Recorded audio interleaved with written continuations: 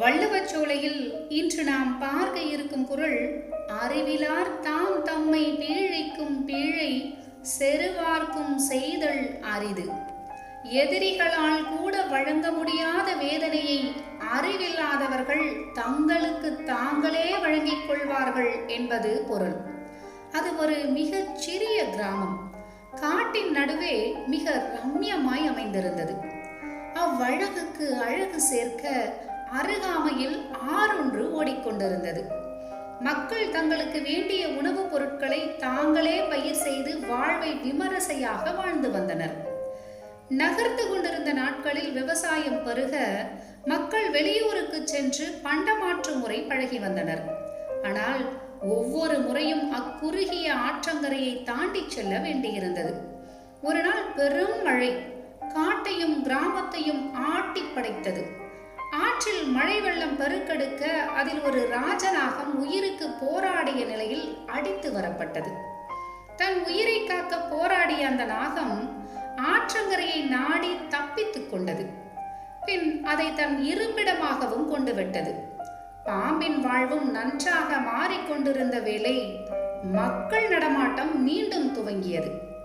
இதை கண்டு அஞ்சிய நாகம் வழிப்போக்கர்களை கொன்று குவித்தது. சிறியவர் பெரியவர் கால்நடை பறவைகள் என தன் எல்லைக்குள் நுழைந்தவரையெல்லாம் கொத்திக் கொன்றது. மக்கள் தங்கள் உயிருக்கு பயந்து நடுங்கிக் கொண்டிருக்கையில் அக்கிராமத்திற்கு ஒரு முனிவர் வந்தார். மக்கள் பணிவன்போடு அவரை வரவேற்று தங்களின் பெருங்குறையை அவரிடம் கூறினர். அவரும் மக்களுக்கு உதவுவதாக கூறி பாம்பை சந்திக்க சென்றார். முதலில் எதையும் ஏற்காத பாம்பு பின் யாரையும் இனி கொத்திவிட மாட்டேன் என்று சத்தியம் செய்தது. மகளுடன் நன்றி கூறி ஊருக்குள் சென்று நடந்ததை கூறி இனி யாரும் பயப்பட வேண்டாம் என்று தெரிவித்தார் முனிவர். மன நிறைவுடன் மக்கள் நன்றி செலுத்திவிட்டு வழக்கம் போல் தங்கள் பண்டமாற்றத்தை தொடர்ந்தனர். இம்முறை மக்கள் ஆற்றங்கரையை கடக்கும் போதெல்லாம் அப்பாம்பை நீதானே எங்களை விரட்டி கொத்தினாய் என்று கூறி கல்லால் அதை தாக்கினர். அன்று முதல் பாம்பின் வாழ்க்கை பரிதாபமானது. பார்க்கும் யாவரிடமும் கல்லடி வாங்கிய பாம்பு மீண்டும் தன் உயிர் காக்க ஓடி ஒளிந்தது. தனது பயணத்தை பின் அவ்வூரிலிருந்தும் துவங்கிய முனிவர் வழியில் ஓரிடத்தில் அந்நாகத்தை கண்டு அதிர்ந்து போனார். ராஜநாகமே, பார்ப்பதற்கு அப்போது அவ்வளவு கம்பீரமாக இருந்தாயே, ஆனால் இப்போது முழுவதும் உடல் மெலிந்து அடிபட்டு புண்களுடன் ஏன் வருந்துகிறாய் என்று கேட்டார். முனிவரே, எனது சத்தியத்தை தெரிந்து கொண்ட இம்மக்கள் என்னை என் நிலைக்கு ஆளாக்கிவிட்டனர் பார்த்தீர்களா? உங்களால் தான் எனக்கு இக்கதி என்று மிகுந்த வேதனையுடன் கூறியது. முனிவர் சற்றே வேதனையை தளர்த்திவிட்டு, முன்பு நீ உன்னை யார் நெருங்கினாலும் அவர்களை தாக்குவதிலேயே குறியாக இருந்தாய்.